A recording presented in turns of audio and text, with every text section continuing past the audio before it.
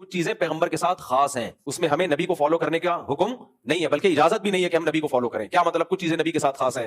ہم روزہ رکھتے ہیں صبح صادق سے لے کے غروب آفتاب تک، سورج غروب ہوتے ہی ہم پر لازم ہے کہ ہم افطار میں جلدی کریں، مگر نبی نے تو 24 گھنٹے کا روزہ رکھا ہے، صحابہ نے بھی رکھنا شروع کر دیا، آپ نے صحابہ کو منع کیا، فرمائیے حدیث کا مفہوم کہ یہ میرے ساتھ خاص ہے، تمہیں اس کی اجازت نہیں ہے۔ کچھ چیزیں اللہ نے نبی کے ساتھ خاص رکھی ہیں۔ 4 سے زیادہ شادیوں کی اجازت کس کو تھی؟ پیغمبر کو تھی، ہمیں اور آپ کو ہے نہیں، اس میں حکمتیں تھیں، مصلحتیں تھیں، اللہ نے آپ کو اجازت دی۔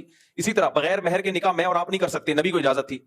اسی طرح میں اور آپ اہل کتاب کی عورتوں سے نکاح کر سکتے ہیں، کر تو نہیں سکتے، کتاب والی سے نہیں کر سکتے، مسلمان سے نہیں کر سکتے، اہل کتاب سے کہاں سے؟ بہرحال شریعت نے اجازت دی ہے، لیکن پیغمبر کے بارے میں راجح قول یہ ہے کہ اہل کتاب کی عورتوں سے آپ کو نکاح کی اجازت نہیں تھی۔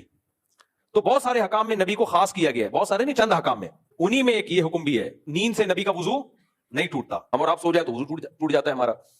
اسی طرح ایک قول کے مطابق نبی پر تہجد کی نماز بھی فرض تھی، بعض علماء اس کے بھی قائل ہیں، ہم پر تہجد کی نماز فرض نہیں ہے۔ نبی کے لیے صدقہ لینا کیا تھا؟ حرام تھا، زکوٰۃ یا جو صدقات واجبہ ہوتے ہیں نبی کے لیے بھی اور نبی کی آل و اولاد کے لیے بھی۔